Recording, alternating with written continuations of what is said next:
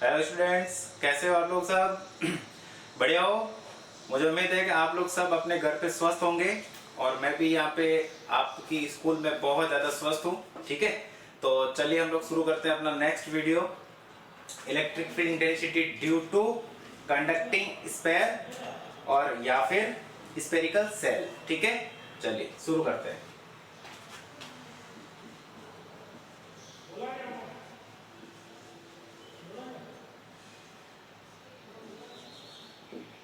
Conducting sphere और या फिर इसको हम लोग स्फेरिकल सेल भी बोल सकते हैं।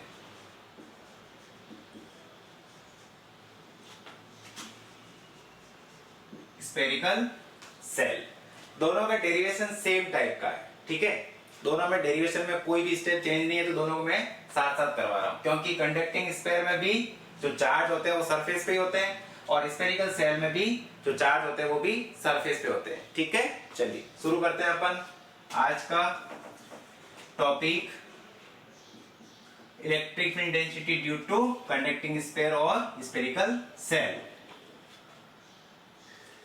मान लेते हैं कि ये कोई कैपिटल आर रेडियस का कंडक्टिंग स्फेयर है।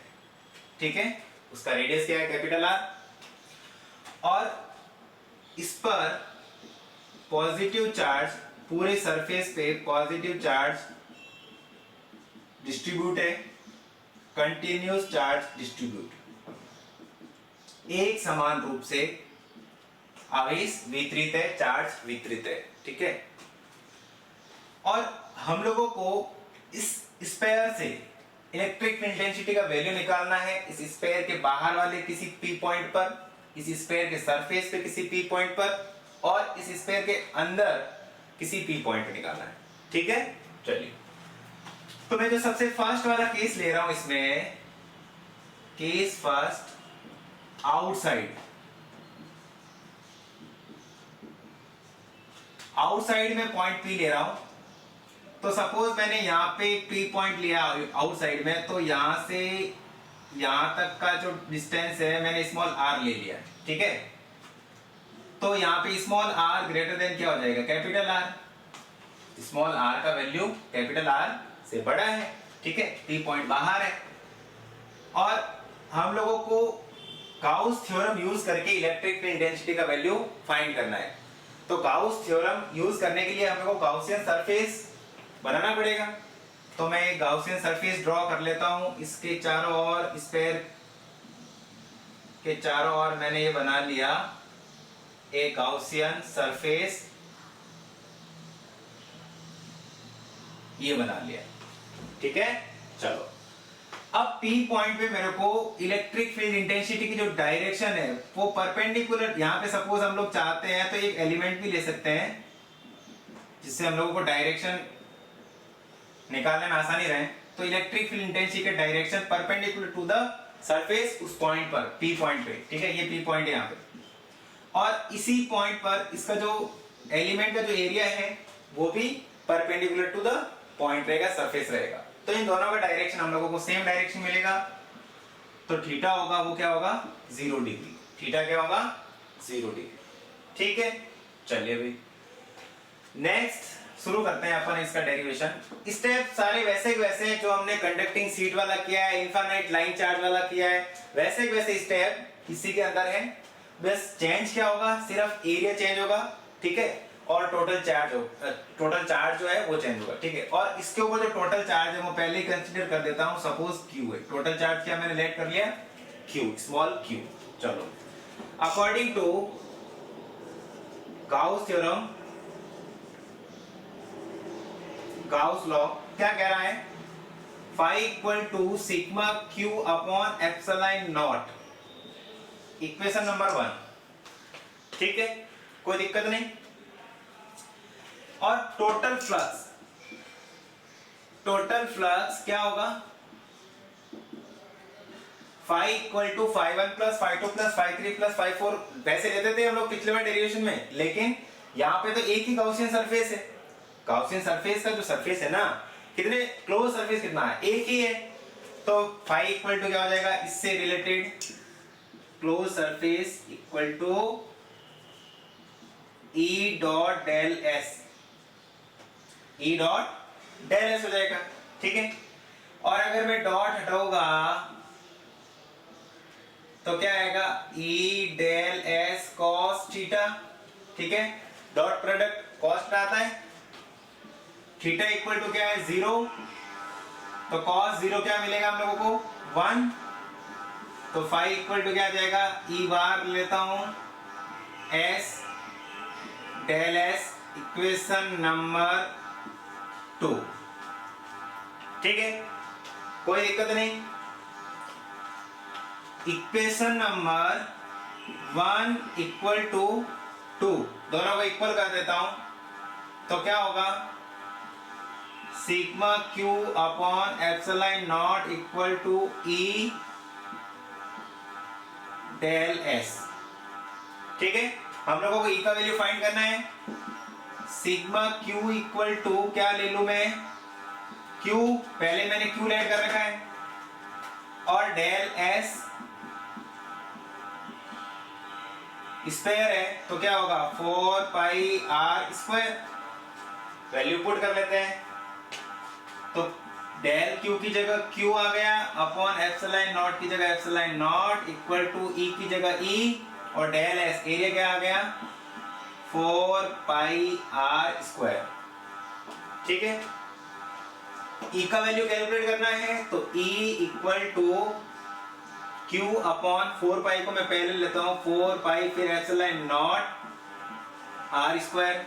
आपको पता है मैंने 4 पाई एप्सिलॉन नॉट को क्यों लिखा साथ में, क्योंकि ये हमें किसकी वैल्यू दे देगा, k की वैल्यू देगा, ठीक है। k इक्वल टू क्या होता है 4 pi epsilon not 1 upon 4 pi epsilon not, ठीक है। तो E इक्वल टू क्या मिलेगा मेरे को, k Q upon R square, k Q upon R square, ठीक है। ये आ गया आउटसाइड के अंदर कोई पॉइंट P है तो उस पे इलेक्ट्रिक फील्ड इंटेंसिटी, ठीक है। अब हम लोग केस सेकंड की बात कर रहे हैं। केस सेकंड में मैं सरफेस पे ले रहा हूं, किस पे, सरफेस पे। इस स्फीयर के सरफेस पे ही मैं कोई P पॉइंट ले रहा हूं, तब इलेक्ट्रिक फील्ड इंटेंसिटी क्या होगी, सरफेस पे स्मॉल r और कैपिटल R दोनों ही क्या हो जाएंगे, इक्वल हो जाएंगे।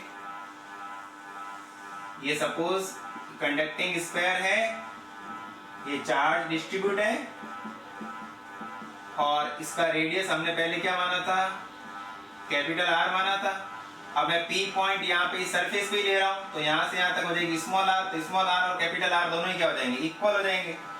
जैसे ही दोनों इक्वल होंगे तो E का वैल्यू क्या मिलेगा मेरे को, E इक्वल टू के क्यू अपॉन स्मॉल r की जगह क्या आ जाएगा, कैपिटल R, डायरेक्ट लिख सकते हो। 12th बोर्ड वाली बुक में भी डायरेक्ट लिखा हुआ है, आप लोग चाहो तो वापस निकाल भी सकते हो, मेरे को कोई दिक्कत नहीं, ठीक है। ये फॉर्मूला 4 पाई आर स्क्वायर की जगह कैपिटल R स्क्वायर हो जाएगा, फिर वापस सॉल्व कर सकते हो, ठीक है। केस थर्ड,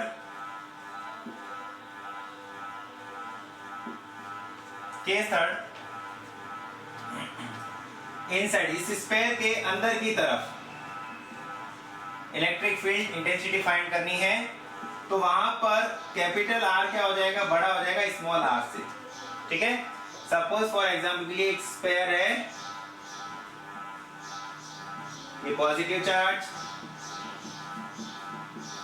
डिस्ट्रीब्यूट है,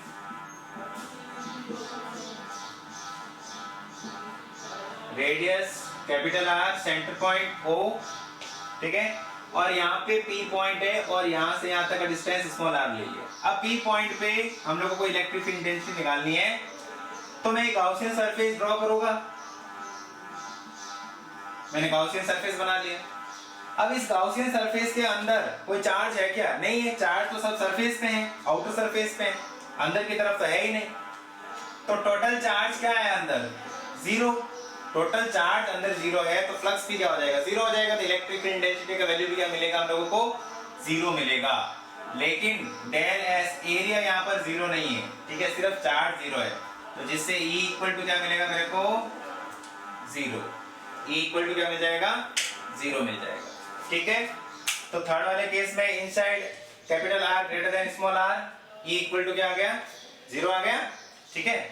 चलो अब हमने रिजल्ट निकाल दिए हैं कंडक्टिंग स्फीयर से इलेक्ट्रिक फील्ड इंटेंसिटी के बाहर वाले पॉइंट पे, सरफेस वाले पॉइंट पे और अंदर वाले पॉइंट पे।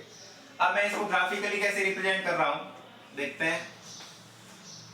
सपोज इस डायरेक्शन में r डिस्टेंस ले लेता हूं और इस डायरेक्शन में इलेक्ट्रिक फील्ड इंटेंसिटी ले लेता हूं E, ठीक है। ये ओरिजिन पॉइंट, अब देखो यहां मैं एक पॉइंट लेता हूं small r equal to capital R, ठीक है। सपोज इस डिस्टेंस पे दोनों ही स्मॉल r और कैपिटल R दोनों ही इक्वल हो जाते हैं, तो यहाँ पे स्मॉल r और कैपिटल R पर E स्मॉल r पे डिपेंड करेगा क्या? नहीं करेगा। तो E का वैल्यू बढ़ता जाएगा, R का वैल्यू कांस्टेंट रहेगा। ये E का वैल्यू बढ़ रहा है इस पॉइंट पे। इससे पहले इस केस के अंदर, थर्ड वाले केस के अंदर, when capital R greater than small r, जब बड़ा R बड़ा है और छोटा r छोटा है, ठीक है, तब E क्या मिला मेरे को? 0। तो कोई वेरिएशन आएगा? नहीं आएगा। जब दोनों इक्वल है, small r equal to capital R है, लेकिन E स्मॉल r के ऊपर डिपेंड नहीं करेगा, तो एक सीधी लाइन आ जाएगी, ठीक है, y डायरेक्शन के along KQ upon capital R square. लेकिन फर्स्ट वाले केस के अंदर small r greater than capital R, small r बड़ा है बड़े R से, तब E जो है R के स्क्वायर इनवर्सली प्रोपोर्शनल है। तो ग्राफ कैसा आएगा? पैराबोला, ठीक है। E equal to KQ upon small r square, ये किसके लिए है? Small r greater than capital R, ठीक है। तो डेरिवेशन कंप्लीट हो गया, ठीक, कोई दिक्कत नहीं। चलिए अब सेम टू सेम इसके जैसा एक डेरिवेशन है। कंडक्टिंग स्फीयर की जगह मैं नॉन कंडक्टिंग स्फीयर लेता हूं। नॉन कंडक्टिंग स्फीयर की बात करूं तब क्या होगा देखो, ठीक है। तो कंडक्टिंग और नॉन कंडक्टिंग स्फीयर में डिफरेंस सिर्फ इतना सा है कि कंडक्टिंग स्फीयर के अंदर जो चार्ज होता था वो सिर्फ सरफेस पे होता था, ठीक है। हम लोग अंदर रखते तो भी वो सरफेस पे आ जाता था, ठीक है, क्योंकि रिपल्सन के कारण चार्ज ऑटोमेटिक बाहर आ जाएंगे। लेकिन अगर नॉन कंडक्टिंग स्फीयर ले लेता हूं, क्या ले लो? नॉन कंडक्टिंग स्फीयर ले लो, ठीक है। इसको अगर लिखना चाहो तो स्क्रीन को पॉज करके नोट्स बना लेना, ठीक है। अब मैं बात कर रहा हूं नॉन कंडक्टिंग स्फीयर की। सपोज मैं कंडक्टिंग स्फीयर की जगह क्या कर देता हूं? नॉन कंडक्टिंग स्फीयर लेता हूं, ठीक है, स्फेरिकल सेल लगा देता हूं। नॉन कंडक्टिंग स्फीयर ले रहा हूं, तब डेरिवेशन में क्या क्या चेंजेस आएंगे, ठीक है। तो एक दो केस तो एज इट इज इक्वल है, तो उनको तो मैं आपको इसी में समझा देता हूं, ठीक है। और बाकी वाला जो लास्ट वाला जो केस है इनसाइड वाला, ठीक है, ये थोड़ा सा अलग होगा, तो उसको हम लोग अलग से कर लेंगे। तो नॉन कंडक्टिंग स्फीयर में आउटसाइड वाला केस, सिर्फ देखो नॉन कंडक्टिंग स्फीयर बना रहा हूं, तो चार्ज कहां रहेंगे? अंदर भी रहेंगे, वो का वो डायग्राम बनेगा, ठीक है, वो का वो डेरिवेशन होगा, लेकिन चार्ज सरफेस पे भी रहेंगे और अंदर भी रहेंगे, ठीक है, बाहर अंदर सब जगह रहेंगे, ठीक है, नॉन कंडक्टिंग स्फीयर में। अब देखो डिफरेंस क्या है? आउटसाइड वाले में capital small r greater than capital R, छोटा वाला r है जो बड़े वाले r से बड़ा है, ठीक है।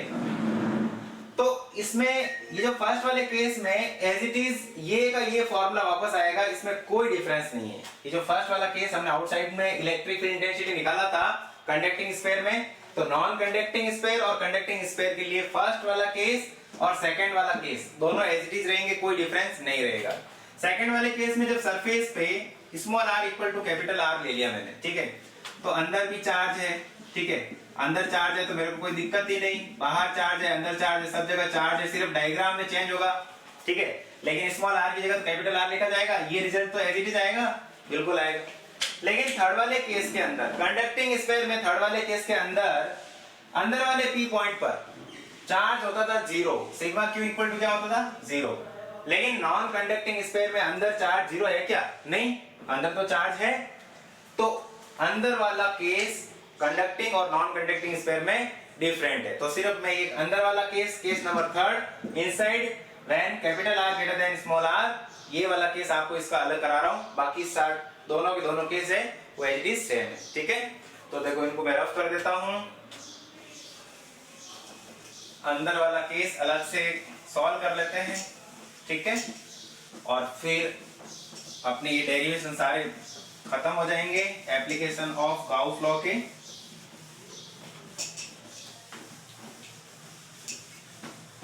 और ये वाला नॉन कंडक्टिंग स्फीयर वाला बोर्ड के अंदर 12th बोर्ड में काफी बार पूछा गया है और मेरे को ज्यादा उम्मीद एग्जाम में आने की इसी की लग रही है क्योंकि ये थोड़ा सा कॉम्प्लिकेटेड है अदर वाले जो डेरिवेशन है उनसे, ठीक है। तो ज्यादा चांसेस मेरे को इसी डेरिवेशन के लग रहे हैं, ठीक है। इसमें थर्ड वाला केस अच्छा है, चलो समझते हैं। थर्ड केस अलग से करवा रहा हूं, ठीक है। फर्स्ट और सेकंड तो सेम थे। Inside capital R greater than small R, ठीक है। चलो ये ले लिया मैंने भाई एक नॉन कंडक्टिंग स्फीयर जिस पर चार्ज कंटिन्यूस चार्ज डिस्ट्रीब्यूट है, एक समान रूप से वितरित है। चलो सरफेस पे भी चार्ज होगा, इसका रेडियस हम लोग पहले भी कैपिटल आर लेते थे तो अभी भी मैं क्या ले लूं, कैपिटल आर ही लूंगा। ये सेंटर पॉइंट, इसका रेडियस कैपिटल आर, ठीक, कोई दिक्कत नहीं। और इस पर जो टोटल चार्ज होता था उसको हम लोग क्यू लेट करते थे। अब मैं यहाँ पे एक पी पॉइंट ले रहा हूं और इस पी पॉइंट पे मैंने गाउसियन सरफेस बना लिया अंदर की तरफ, क्योंकि गाउस लॉ को यूज करना है तो गाउसियन सरफेस तो ड्रॉ करना पड़ेगा ना। तो मैंने एक गाउसियन सरफेस बना लिया। अब इस गाउसियन सरफेस के अंदर वाले चार्ज पे तो गाउस का जो लॉ है वो वैलिड है, बाहर वाले चार्ज के ऊपर तो वैलिड है ही नहीं। तो मैं मान लेता हूं कि अंदर की तरफ इस गाउसियन सरफेस के अंदर जो चार्ज है वो Q डैश है। वो क्या है? Q डैश है। तो अब Q डैश चार्ज लेकर हम लोगों को इलेक्ट्रिक इंटेंसिटी फाइंड करनी है P पॉइंट पे, ठीक है। चलो तो पहले तो पूरा का पूरा एज इट इज वो का वो वाला सिस्टम अपना देते हैं कि according to Gauss law phi equal to sigma Q upon epsilon nought, equation number 1, ठीक है। और ये इसकी डिस्टेंस क्या होती थी, यहां से ये P पॉइंट है, यहां पे सपोज यहां पे भी ले लो, ये R होती थी ना इसकी सरफेस के अंदर वाली रेडियस ले ली मैंने R। तो फ्लक्स क्या हो जाएगा, phi equal to E dot ds या डेल S, ठीक है। डॉट हटा देता हूं, E बार ले लेता हूं, क्लोज सरफेस डेल S या ds लिख दो, कोई दिक्कत नहीं। इक्वेशन नंबर 2, इक्वेशन नंबर 1 और 2 को क्या कर दूं मैं, इक्वल कर दूं। तो sigma Q upon epsilon not equal to E del S, ठीक है। सिग्मा Q का वैल्यू हमने क्या मान रखा है, अंदर वाला चार्ज क्या मान रखा है, Q डैश, ठीक है। और डेल S का वैल्यू क्या मिलेगा मेरे को, 4 पाई आर स्क्वायर, ठीक है, 4 पाई आर स्क्वायर। तो वैल्यू पुट कर लो इस इक्वेशन में, सिग्मा Q की जगह Q dash upon epsilon not equal to E into 4 pi R square. तो E इक्वल टू मिलेगा मेरे को Q dash upon 4 pi epsilon naught R square, और ये K का वैल्यू बन गया। तो E equal to K Q dash upon R square, ये हो गया, ठीक है। अब इसमें जो चार्ज हम लोग ले रहे हैं ना, इक्वेशन नंबर 3 दे देता हूं। ये जो चार्ज आ रहा है वो अंदर वाला Q डैश आ रहा है, ठीक है। अब मैं क्या कर रहा हूं, इस अंदर वाले चार्ज Q डैश को टोटल चार्ज Q से कंपेयर करता हूं और उसका वैल्यू हम लोग यहाँ पे पुट कर लेंगे, कोई दिक्कत नहीं। चलिए तो इस पहले पूरे स्फीयर का वॉल्यूम डेंसिटी फाइंड कर रहा हूं। पूरे स्फीयर का क्या कर रहा हूं मैं, वॉल्यूम डेंसिटी फाइंड कर रहा हूं। तो टोटल स्फीयर का, फुल स्फीयर का वॉल्यूम डेंसिटी क्या हो जाएगा, सिग्मा Q अपॉन V होता है। वॉल्यूम डेंसिटी पूरे स्फीयर का क्या होगा, rho equal to Q upon V होगा, ठीक है। और रो इक्वल टू टोटल पूरे स्फीयर का चार्ज क्या है, Q upon volume 4/3 pi R cube, 4/3 pi R cube. Total charge, total sphere है, इस पर रेडियस क्या है R, तो इसका वॉल्यूम क्या मिलेगा, 4/3 कैपिटल R क्यूब मिलेगा। और इसके ऊपर टोटल चार्ज क्या था, कैपिटल स्मॉल क्यू था, ठीक है। ये तो हुआ स्फेयर का, ठीक है। अब मैं क्या कर रहा हूं, गाउसियन सरफेस की बात कर रहा हूं। किसकी बात कर रहा हूं? Gaussian surface. ये जो गाउसियन सरफेस लिया है ना, इसके लिए डेंसिटी निकाल रहा हूं, वॉल्यूम चार्ज डेंसिटी। तो वॉल्यूम चार्ज डेंसिटी चाहे भले पूरा स्फीयर ले हो, चाहे इसका छोटा सा टुकड़ा ले हो, चाहे कितना भी बड़ा इसका पोर्शन ले हो, सबका वॉल्यूम चार्ज डेंसिटी क्या होता है? इक्वल होता है। तो रो इक्वल टू चार्ज क्या होगा उसका? Q dash. गाउसियन सरफेस का टोटल चार्ज क्या? Q dash upon volume 4/3 pi small R cube. इसका रेडियस क्या है अंदर वाले का? स्मॉल आर है तो स्मॉल आर क्यूब, ठीक है। चलो हम लोगों को क्या फाइंड करना था? Q dash. तो क्यू डैश इक्वल टू क्या आएगा? Rho into 4/3 pi small R cube. और यहां से रो का वैल्यू, ये रो और ये रो दोनों इक्वल है, तो इक्वेशन नंबर 4 से रो का वैल्यू मैं इक्वेशन नंबर 5 में पुट कर देता हूं, ठीक है। तो put the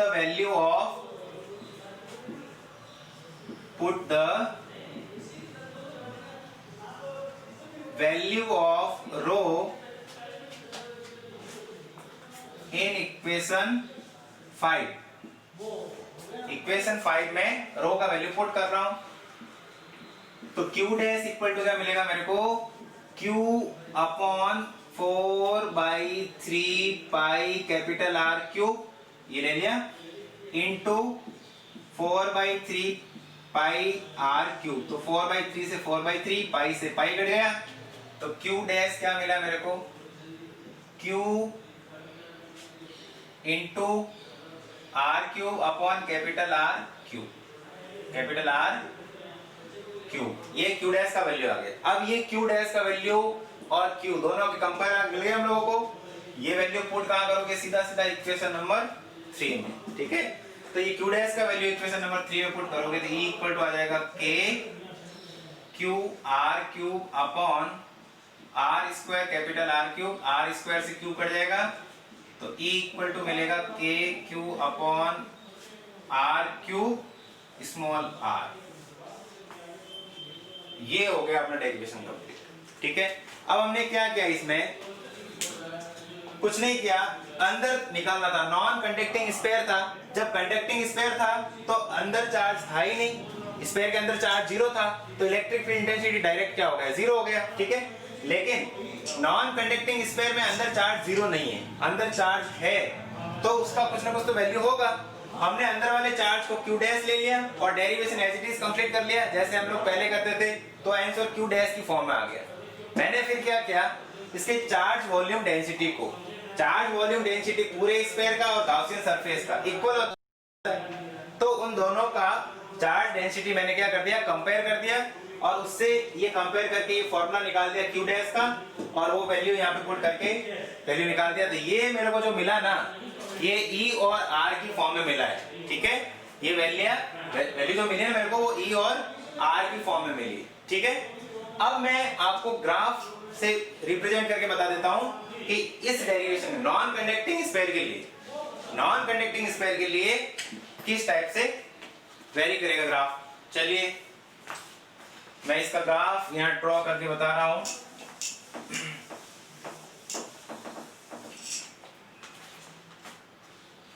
non conducting sphere के लिए E और R के बीच में ग्राफ किस टाइप से वेरी करेगा? y डायरेक्शन में इलेक्ट्रिक इंटेंसिटी ले रहा हूं, और x डायरेक्शन में डिस्टेंस ले ली, ओरिजिन। इस पॉइंट पे मैं स्मॉल r और कैपिटल R को क्या कर दूं? इक्वल कर दूं, ठीक है। अब देखिए, ये जो थर्ड वाला केस है, इस थर्ड वाले केस में capital R greater than small r था, यहाँ पे capital R greater than small r। तो इस वाले केस में E और R एक दूसरे के क्या है? डायरेक्टली प्रोपोर्शनल है।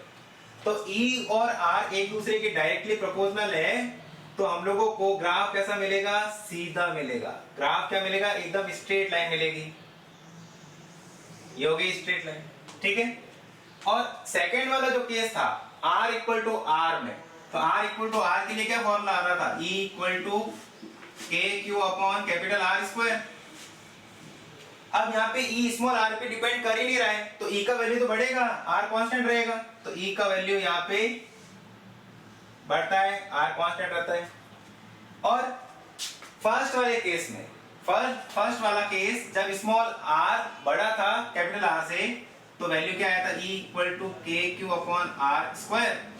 तो इस केस के अंदर ई और आर स्क्वायर इनवर्सली प्रोपोर्शनल है, तो कैसा मिलेगा ग्राफ, पैराबोला। ठीक है, small R greater than capital R. ठीक है, तो यहां पर ई और आर डायरेक्टली प्रोपोर्शनल, और यहाँ पे ई और आर स्क्वायर इनवर्सली प्रोपोर्शनल। ठीक है, तो ये ग्राफ मिलेगा। ठीक है, तो एप्लीकेशन ऑफ गाउस लॉ आज कंप्लीट होता है। ठीक है, तो आज के लिए इतना ही बस। Okay, bye.